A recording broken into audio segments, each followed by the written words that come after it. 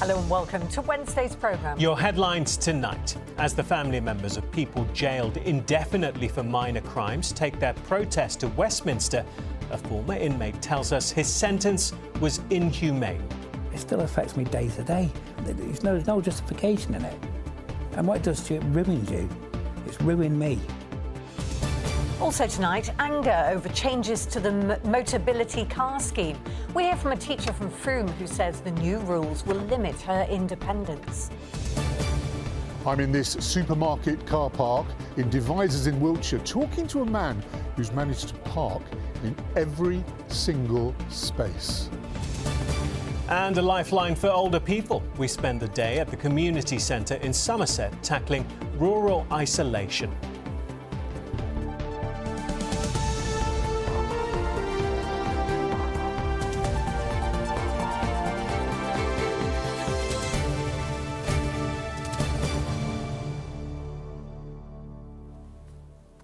Good evening. First tonight, West Country families took part in a protest in Westminster today against the continued imprisonment of people indefinitely, often for minor offences. The imprisonment for public protection sentences were introduced to keep people locked up, with the release being based on assessing their future risk.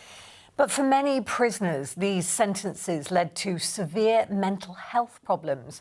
96 took their own lives. And although IPP sentences were abolished in 2012, here in the West Country, there are 90 prisoners who are still being held without any date of release.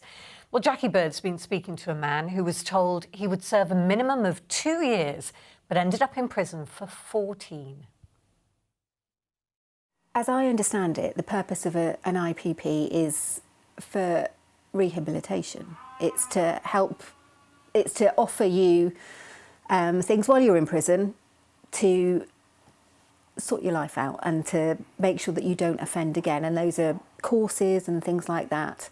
Was anything like that offered to you? You had a sentence plan, but like I say, some of these courses that you're waiting to go on, some of the waiting lists for 4 and 5 years. I mean, they sent me to a prison where, you know, and all the courses I need to do was not available, so I was just stuck in this prison for 6 years, doing nothing at all, apart from, you know, going insane with this sentence, you know, not having a release date, getting yourself in trouble with lads on the wing, you know, because that's just rebelling, basically, you know, taking drugs again, drinking hooch. That's how it was for me for many years, because I was in limbo, basically. And what effect has that had on you? It's had a massive effect, you know, coming out with the mental health problems, you know, being this social personality disorder, voices in my head, you know, violent tendencies, you know, and that, like I said, I'm on a lot of antipsychotic medication, which before I went to prison, I had a drinking drug problem, but I wasn't mentally ill. It still affects me day to day. I've got to take medication every day for what that sentence did to me. Every day. People in the public can turn around and say, yeah, OK, well, you deserved it, you deserve it. Yeah, OK, fine, I deserve to be punished, but don't send me to prison for a sentence that warrants 4 years and end up doing 14 years. You know, try and grasp there's no justification in it. And what it does to you, it ruins you. It's ruined me.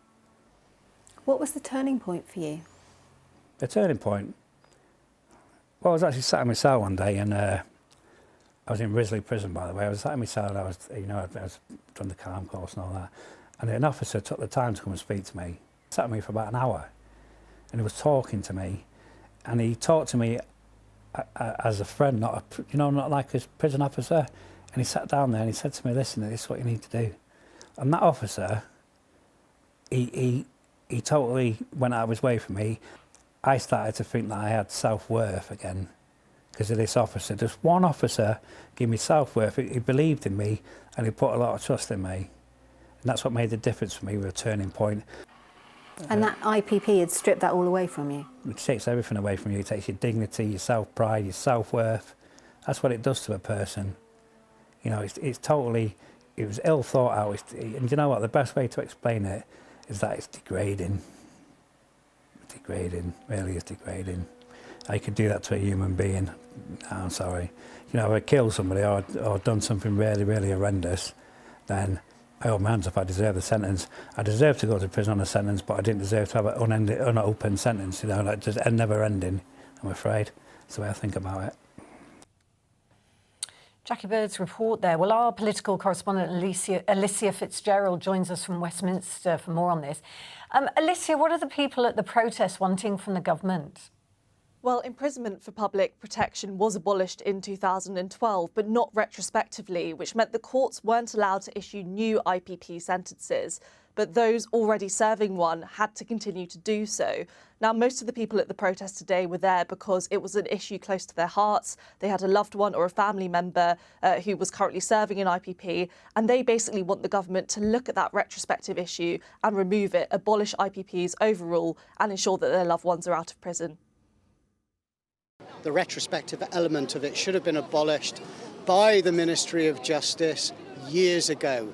And now we're talking decades ago. So really disappointed with the Ministry of Justice and the ministers that have the authority to end this tragic, awful and disgraceful injustice. Real strength of feeling there, isn't there, Alicia? But so what did the government have to say about this? Well, the Ministry of Justice say they are reviewing the law and making some changes that mean that anyone serving an IPP sentence will be able to have that reviewed more swiftly and potentially have their licence terminated. They also say, though, that reducing all of these sentences on a blanket basis would mean that anyone who was seen by the parole board, sometimes repeatedly, to be a risk to the public would be released, and that is something that they don't really want to do. They are also very much pointing to all of the measures they're putting in place to help support people in this situation, those still serving these sentences, to ensure that their mental health is on more of a better playing field. OK, Alicia, thank you very much for that. It's good that we're talking about it. Well, there are some really emotive issues brought up in that report. And if you've been affected by any of them, there is support and advice over on our website. Just follow the address below or scan the QR code. Now, a university student has appeared in court today accused of murdering his housemate who was found in their garden in Filton. Jamie Collins, who was 21 and a robotics student, was found with stab wounds in the early hours of Thursday last week. 23-year-old Zach Coughlin has been charged with his murder and will next appear at Bristol Crown Court on the 19th of June. Now, a teacher from Frome says changes to a driving scheme for disabled people could force her indoors and out of work. Kay Miller is one of more than 800,000 people in the UK who use the Motability scheme to lease a car, which is paid for using her government-funded mobility allowance. But in July, tax relief will be scrapped and the mileage allowance will be halved to 10,000 miles a year. And Kay fears the rising costs will force some disabled people to withdraw from society. Max Walsh reports. Kay says this adapted car is her lifeline. It's her commute to work, her access to specialists, and it allows her to take part in sports. She leases the car through the Motability scheme, but upcoming changes to the tax and mileage allowance, she says, may force her to change her way of life. I was absolutely devastated because this is another restriction that they've placed on us that's going to force us back into our homes. From July, the mileage allowance will be capped at 30,000 over 3 years, half of what it is now. And every mile over that will be charged at 25p compared to the current 5p. And that doesn't include the tax relief being removed, which will see disabled people like Kay paying hundreds of extra pounds to lease a car. I use my car for my surfing career, my basketball career. I also use it for treatment in Surrey, in Bristol and further down south in Salisbury. I use that multiple times a week. Without that treatment, I can't survive. Without my athlete status, I have no quality of life. It's what I love to do. Currently, I'm 2.5 years into my lease and I'm at 43,000 miles. Now, with the new scheme, I'd already be about £3,200 over the budget. Kay says she can't afford these costs and is facing giving up aspects of her life that give her real joy and are essential for her health. A lot of people might say, surely 10,000 miles is enough. And you'd be right if you were an able-bodied person. 10,000 miles is enough when you can get the bus, train, walk, etc., etc. But when it's a mobility component and you rely on it to get to the doctor's surgery, and then from the doctor's surgery you've got to go to the pharmacy, and from the pharmacy you've got to get home, and then you've got to get to a hospital appointment, those miles really add up really quickly. It's not that people are using it to go off on holiday and use their miles in that way. It seriously is getting from A to B day to day. Motability says 3 in 4 people already travel within the mileage allowance, and adds these changes will lower insurance and maintenance costs and increase the vehicle's resale cost, which reduces the cost of a lease. They will also be introducing an exemptions process for very limited situations. But for Kay, she says this will negatively impact thousands of disabled people who will be forced to withdraw from key parts of their lives. Max Walsh, ITV News. Well, addressing the upcoming tax changes, the Department of Work and Pensions have said we're reforming Motability to save the taxpayer £1 billion over the next 5 years and put money back in people's pockets. Supporting disabled people will always be our top priority. Now, the organisers of one of Somerset's oldest and biggest carnivals are calling on the government for help with rising costs. The Bridgwater Carnival Committee and the local MP Ashley Fox have met with the Culture Minister to discuss the strain that charities are under to put on large events. Well, I'm pleased to say that the president of the Bridgwater Carnival, Dave Creedy, joins us now. Dave, it's great to see you. What did you say to the Culture Minister, though, and did she give you any reassurances? Well, it was a very interesting day, and I do appreciate Ashley Fox for all his help in getting us to have the meeting. Yeah, the costs are greater now than they've ever been. There's always extra red tape involved and things that we need to keep on top of. The Minister was very responsive, to be fair. So there are rising costs, Dave, as you've said, but is the carnival in trouble? Are you making money? The carnival's not in trouble in that regard. I mean, the carnival's still strong, the clubs are very strong, but we've obviously got to future-proof things, and there are things now, things like Martin's Law that's now going to affect us, and a lot of events. We also discussed about charity, because we're a registered charity, obviously, and how we can perhaps get some extra help with VAT or gift aid, and that's what we really discussed on the day. Did you take anything positive from it? I mean, I know you felt heard, but heard is obviously not the same as action and giving you some money to help put the carnival on.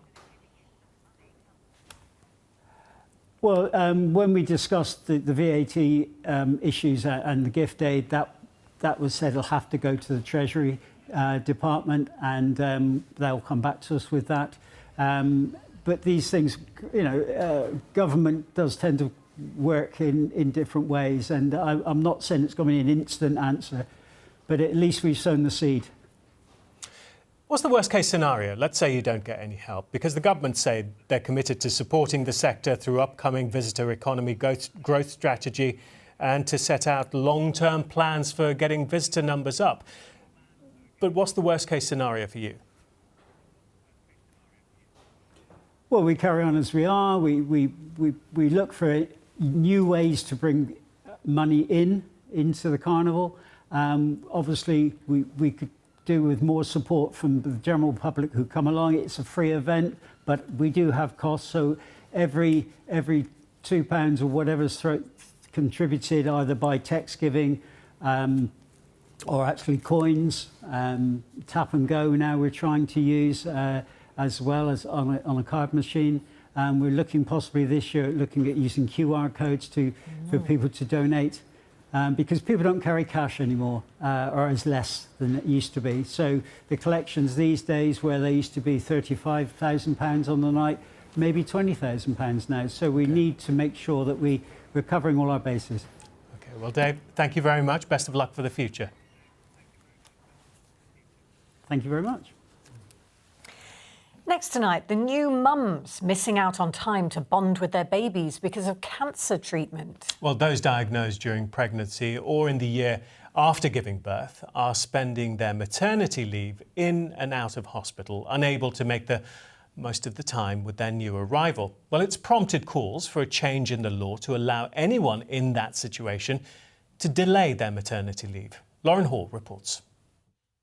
Enjoying a tea party with her young daughter, Beth Deadman is making up for lost time, having spent much of her maternity leave undergoing treatment for Hodgkin's lymphoma, a type of blood cancer. Mummy, have some. It was a slog. There can't be anything else that can happen. Like, this is the worst that it can get. So you just keep ploughing on, you keep going. Ready? 1.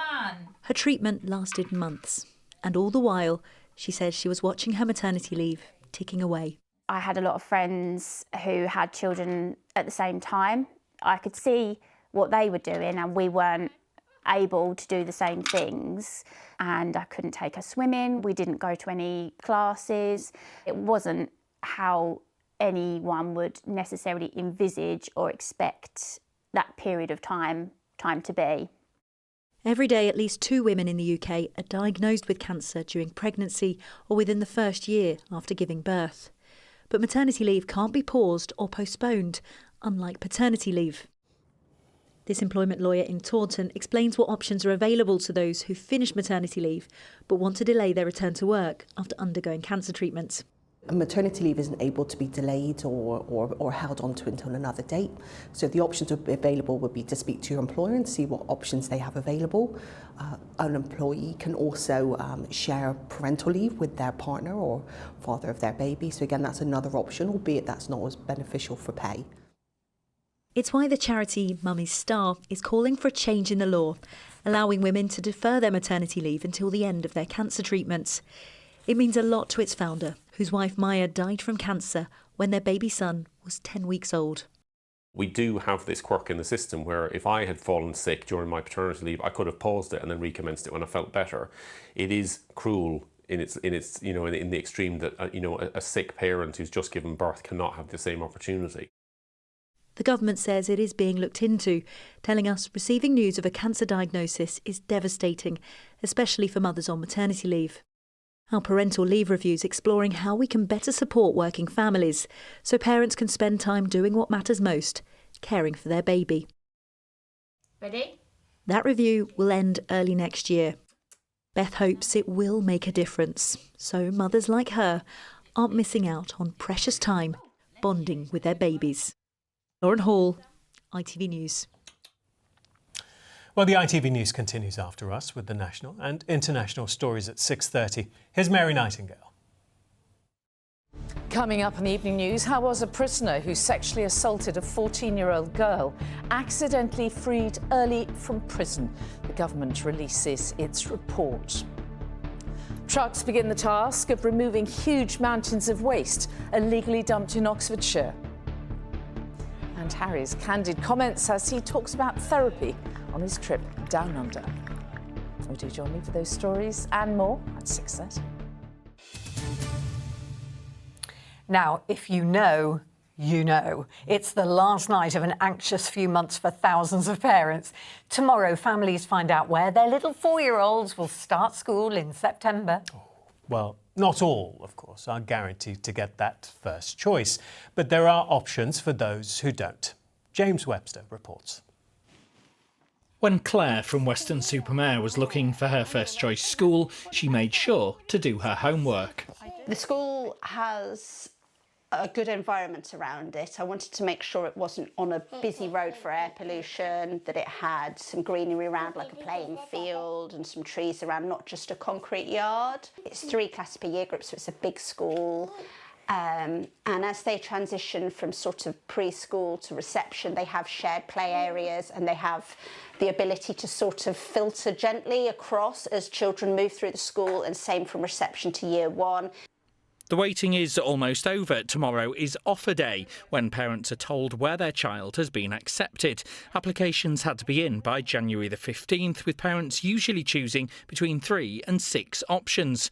Local authorities have then had 3 months to allocate places. It's a very complex set of planning and sufficiency decisions to ensure that we've got the places we need. Because one of the things that's really difficult is if we have too many places across an area, then you'll get some schools not getting enough children, and that will mean those schools will have to cut classes, might need to close classes, and we know that leads to really difficult decisions for school leaders. Last year here in the southwest, 94% got their first choice and 99% one of their top 3.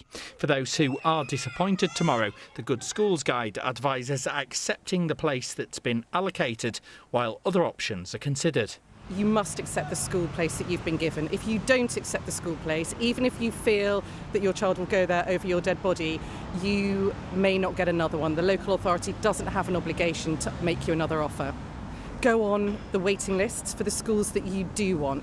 Families move, people get relocated, parents decide to take another school. And remember that your first choice won't be everyone else's first choice, so other people may be looking to make a move. For the vast majority, there will be good news tomorrow, but it is inevitable some children will not be able to attend their family's first choice of school. James Webster, ITV News. Good luck, everyone.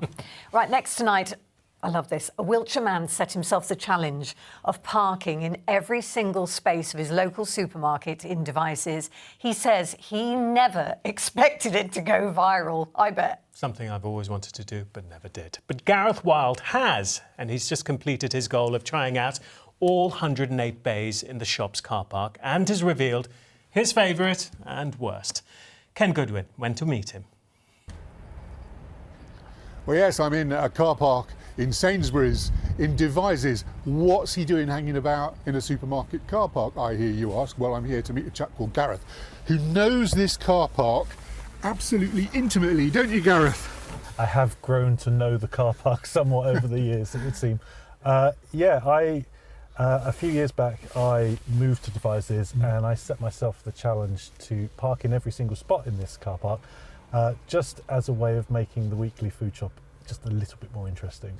And it was originally just a challenge just for myself, but when I posted about it online, people really, resonated with it. I think it's something about how people just really enjoy collecting things, and it's got that sort of very mundane British approach to things. You went about it in a particularly methodical way. Tell me about all your sort of spreadsheets and things. I assigned a number to each of the spaces, and then on each visit I would just make sure that I was ticking off each of those numbers and making note of it on my phone, and then I transferred those notes to this glorious looking spreadsheet, and the end result was just managing to tick off all 108 spaces over the course of about 2 years. What do people think about all of this?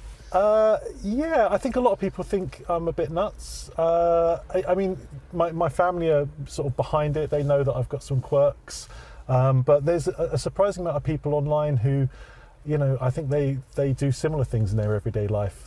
And you've been awarded a kind of honorary title. Tell me about that. Yeah, Sainsbury's got in touch and they very kindly offered me the role of Director of Top Tier Parking, as you can see. And whilst it is more of an honorary role, it's been, just really great to meet the Sainsbury's team. Having done this, I can't believe you haven't got another little project on the go. What's next?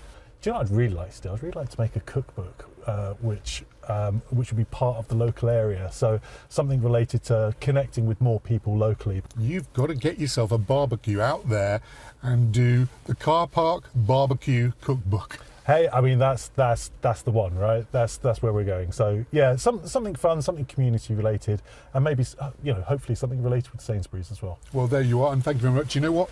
I'd buy that cookbook. Well, there you go. Well, I'm baffled, but he's from car park to cookbook. Yeah, he's lovely. Good luck with that. Good luck. Yes. Now. Yes, at times when our sense of community seem a little bit fragile, don't they? Places providing services and spaces for older members of our society are more important than ever. The Hen Hayes Centre in the Somerset town of Crewkerne is one such facility, and demand for what it offers has never been higher. Richard Payne has more.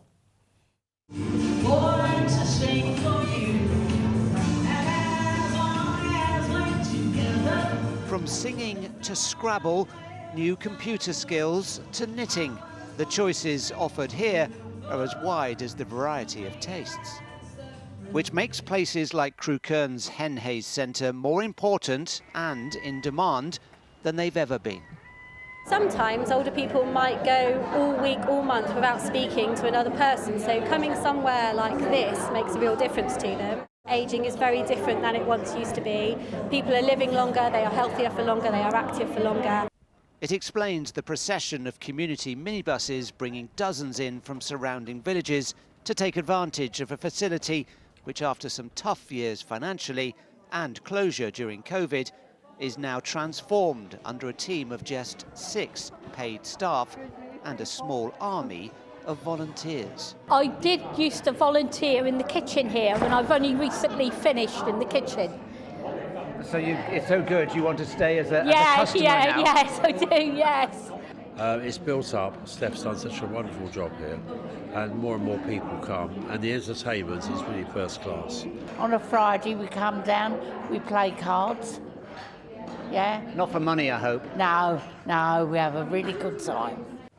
Helped by a really good meal for 60 on the busiest days, lovingly prepared behind the scenes to give both nutrition and choice. Wise men say. Added demand means 3 memory groups now offer conversation and singing for people with dementia and important respite for their carers. I love it. It's the nicest place, actually, I've ever lived. We love being together. Singing does bring out some memory of some word somewhere, you know, if not a memory, a tune, you know, and it really makes a difference to see them. It's nice to see. We all volunteer above our payroll, so it's a real community centre in every spirit of it. Be it the staff, be it the people that use it, be it our volunteers, everyone comes together to help out. A fact not lost on the hundreds of people who benefit from that hard work to put this place truly at the heart of its community. Richard Payne, ITV News, Crewkerne. Lovely. And a longer version available on ITVX. Weather time now. Here's James. A clear start makes way for a day of ancient discoveries. TUI sponsors ITV West Country Weather. Hi there, good evening. We've seen rain, we've seen some pretty hefty showers, 1 or 2 rumbles of thunder. And whilst the next couple of days is still a little unsettled with some rain and showers in the mix, it remains quite mild. And the good news is things settle down as we head towards the weekend.